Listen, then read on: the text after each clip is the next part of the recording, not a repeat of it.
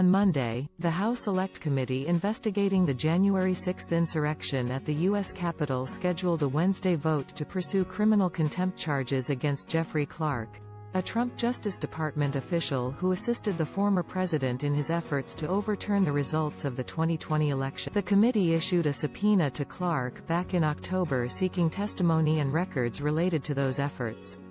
Earlier this month, Clark appeared for a deposition before the panel but declined to answer substantive questions, citing Trump's ongoing lawsuit to block congressional investigators from accessing his White House. The contempt vote for Clark will take place roughly 3 weeks after a federal grand jury indicted former Trump aide Steve Bannon for criminal contempt of Congress for defying a subpoena from the Select Committee.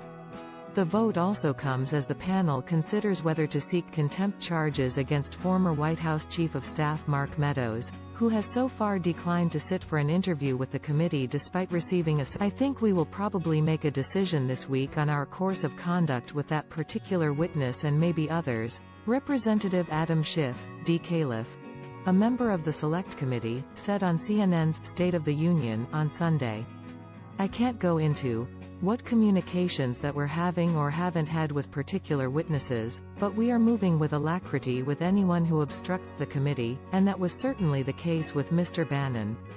It will be the case with Mr. Meadows, and Bannon, who served as Trump's chief strategist during his 2016 campaign and then worked in the White House for several months, was charged in the U.S. District Court for the District of Columbia with 2 criminal counts stemming from his failure to comply with the Select Committee's subpoena, one for refusing to appear for a deposition and the other for refusing to produce requested documents. Although Bannon's indictment demonstrates the Justice Department's willingness to pursue charges against those who refuse to cooperate with the House probe, the case against Clark may prove more challenging for prosecutors. Not only did Clark show up for his deposition, he was also a Trump administration official on January 6, when hundreds of the former president's supporters violently stormed the Capitol building and delayed the certification of President Biden's electoral victory.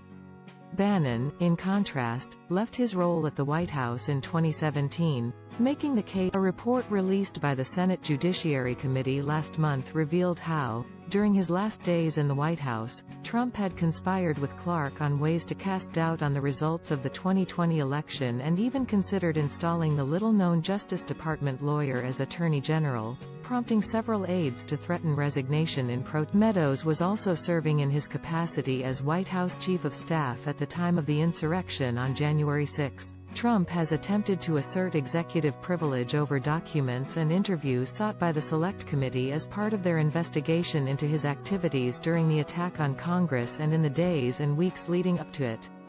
Earlier this month, a federal judge in Washington, D.C., issued a ruling rejecting Trump's lawsuit claiming executive privilege over White House records requested by the committee, but a federal appeals court agreed to temporarily halt the document's release.